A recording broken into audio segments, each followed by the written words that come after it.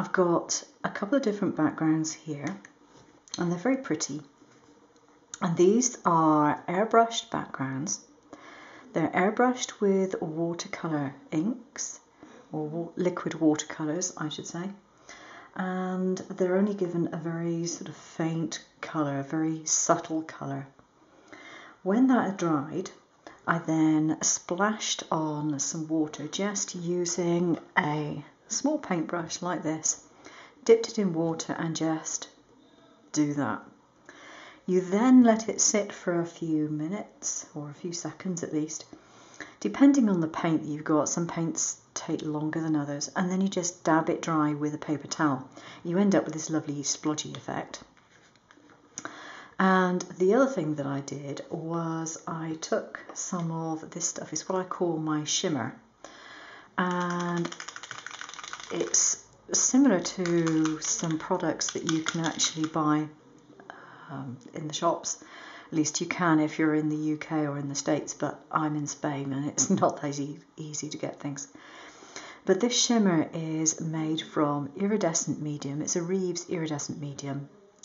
And I put in about so much of the medium and then top this bottle up with water, have a couple of little ball bearings inside, and as you can hear, it shakes up. It's very liquidy, but it's really nice and sparkly. And all I do is I take a tile like this, glass tile, and I put a couple of drops on the tile, load up the brush, and again just go like that. And it's random where the sparkle effect ends up, but it is very pretty, and I don't know if you get the full force of this underneath the lighting, but it's very, very nice. Now, once you've actually got your front panel sorted, as in you know what you're going to be using, then you need to think about what you're actually going to put it on. Now, in this particular case, I'm not using this one. I'm going to be using this one here. And I've got 3 different background cards, so you can actually see the difference that it makes in putting it on a different background. And now I can put it on the grey. It doesn't clash, but it doesn't lift it either. Okay, so the grey one wouldn't be my first choice. I can put it on white, but yeah, maybe a little bit boring. But it really comes to life when I put it on a tone colour. It's darker than this panel piece, but it has the same basic colour to it. You've got mauvey, pinks and blues on here, so they all kind of go together, and this being darker just makes the front pop up. Anyway, that's the bit about the card base, and that's how I chose it. Now the design I'm doing is going to feature a teapot like this. Now this one is actually looking, I don't know if you can tell, but it actually looks like glazed china. And the way that I got that was simply by chance, because I'd cut teapots out of different mediums just to see what I wanted. I cut it out of gold card, I cut some out of spotted card, I had some out of plain card. And with these I thought, nah, boring, don't really like. But as it happened, I had a piece of this. Now this is it's a sort of fabric, I suppose. It's actually meant for doing machine embroidery. It's the backing that you would put under something you're going to embroider. It's not self-adhesive or anything, and I've got lots of sheets of this, pre-cut into squares. And the other day I was playing around, as you can see, I was playing around with stamps and things on the back here. But I was playing around and I took some watercolours and I literally just went like that in a couple of different shades. And I thought, interesting, but I don't know what I would do with it particularly. But I thought, okay, I can just use it as a background to work on, you know, dirty paper, as it were. And then I cut something like that. But I did have another, yes, I've got another one here. This is the first one that I cut, and I was just experimenting with this. I cut this one out and I thought, oh, actually that looks really quite nice. It wasn't the right size, so I recut it. But I thought, yeah, that's got possibilities. And after I cut it, I thought, well, wouldn't it be nice to make it look like it was a china teapot? So what I've done with this is I put a load of Versamark on it and I heat embossed it. There's about 4 layers of heat embossing on here with just a clear embossing powder. So that's going to be one of the features for my card design. The other main features that I have a happy birthday, which is cut out of glitter card. Now, I've got a card that does quite well when it comes to cutting out delicate designs. It seems to cut fine. You do need to try and cut this in one pass. If you try and cut it in multiple passes, the chances are that the backing will peel away at some point. So if you can cut it in one pass, that definitely helps. But I've cut these out and they're rather pretty. And again, I chose them so that they are in the same colour spectrum, but they're going to show up really nicely on this card. So put those to one side. Now, as you probably guessed, I've got some flowers to go on here, and I just did some experimenting and played around and decided what I would try and do with these flowers. So this particular one, the background, which is something like that, is just painted with nail polish, oddly enough, a red nail polish. And then the top layer was just gone over with a pen, and that was just an alcohol marker. And it's okay, but not absolutely wonderful. I wasn't thrilled. These I experimented with acrylic paint and various varnishes and things. You can get quite a good look, but the colours aren't right for the card that I have in mind. And then these I experimented with paint, putting over a varnish and then dumping some clear sparkly glitter over it. That's okay, but not the right colour again. So what I've ended up with are these, where the background is just coloured in marker, as is the top, and it's 2 pieces for each one. So you have the background, and you then have the piece that goes over the top of it, like so. And it's amazing what a difference that actually does make. So that's not the one for this particular piece of background, but I've done them in different colourways. This one I did like a mauve background with a more pinky top on it, and this one is a pinky one with a mauve, and this one here I'm just going to get my glue to put the other side on, and I'm just using my varnish, my acrylic varnish for this. It sticks nicely, it's got a nice fine applicator on this bottle, and it's nice and easy to do this.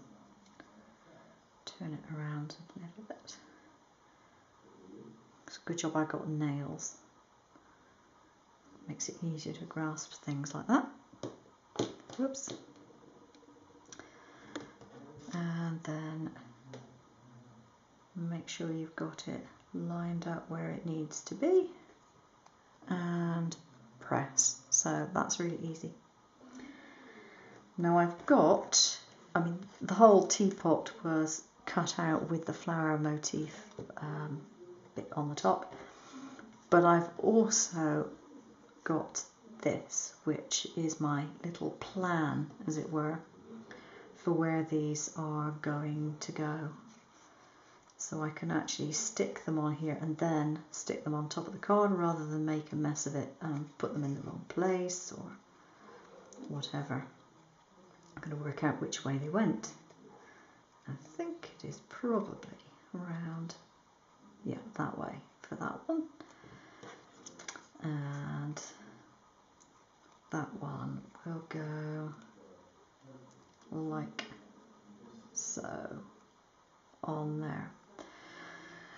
So I just need to decide which colours I am going to put in what order. And I think that's okay because I've got the purpley one on top of that one, on top of that one. I think I'm going to swap these two around though. I'm going to put that one on there, I think, and put that one underneath. Yeah, okay. And then I can place it on top of my teapot. Now I'm going to just check which one goes on first. That's second, that's third. So that one can go there, that one can go there. And this one I'm just going to glue straight on to the background. This one's not being raised up at all. So that one can go down like that. Okay. The next one I want to put on a little bit of foam. So I've got my little foam pad here.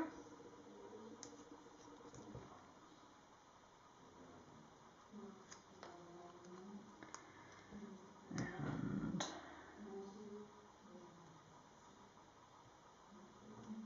that one goes there. And then the other one, I'm going to use these, which I've shown before. They are cut out of draft excluder. And what I need to do with these is just remove the backing. And I'm going to put, I think, probably 3 on here.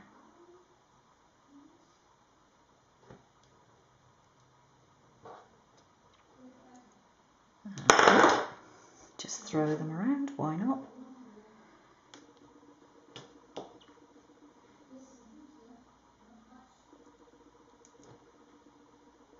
There's the other one. And I'm going to use a silicone glue to put on the top of this, because this doesn't have any adhesive on the top of that bit. So I want a bit of silicone glue. The reason I'm using silicone glue is because it's foam that I'm sticking. Helps if I get the gunge off the top. And the silicone glue will dry quite rapidly, but also it's quite good at adhering to foam.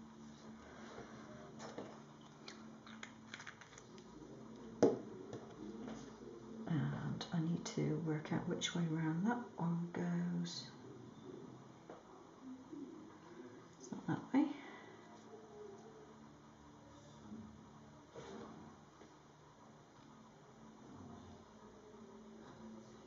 It's that way.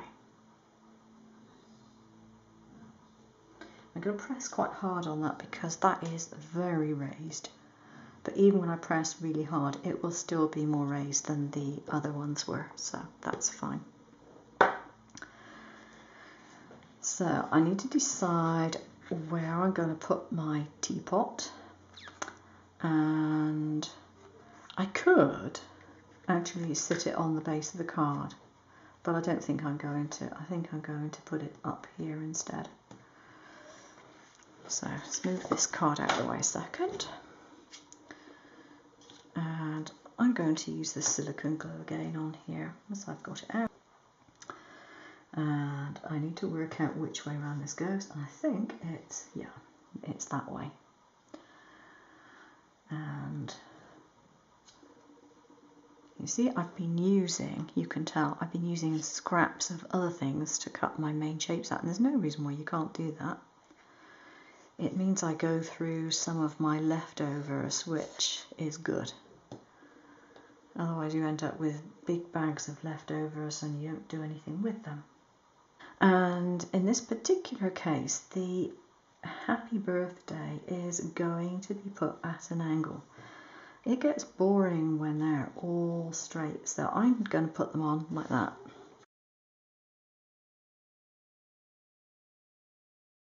So I just think it adds a little extra interest. Okay. Now this is one card that I am not going to attempt to put on using double-sided tape. I am going to use glue on the back of here to put it on.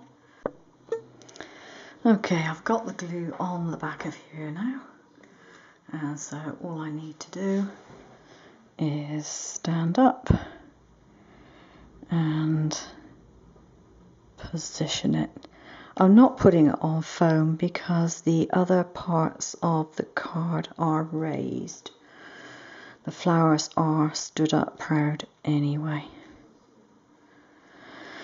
There we go. There is my happy birthday card with its three-dimensional flowers and its china teapot. I did think about adding some sequins or maybe some crystals, but I decided that this particular card really doesn't need it, and sometimes less is more. Now if you wanted to make the flowers a little different, I know from experience, as does my friend Alison, that they look really nice if the back of the flower is done in gold or silver foil card, and then the little rim design, if you like, is done out of straightforward cream or white or even grey card. Now you can also put that round the other way by putting the plain card behind and the metallic card on the front. Both ways look really pretty. You could, if you want, use things like glossy accents to make them stand out a little more or be, you know, shinier. But I'm really happy with the way the card has turned out as it is, and I really don't feel I need to add anything else to this particular one. As often is the case, I will be giving a link to the file. If you like, please give a thumbs up, subscribe to my channel, and thanks very much for watching. Take care now.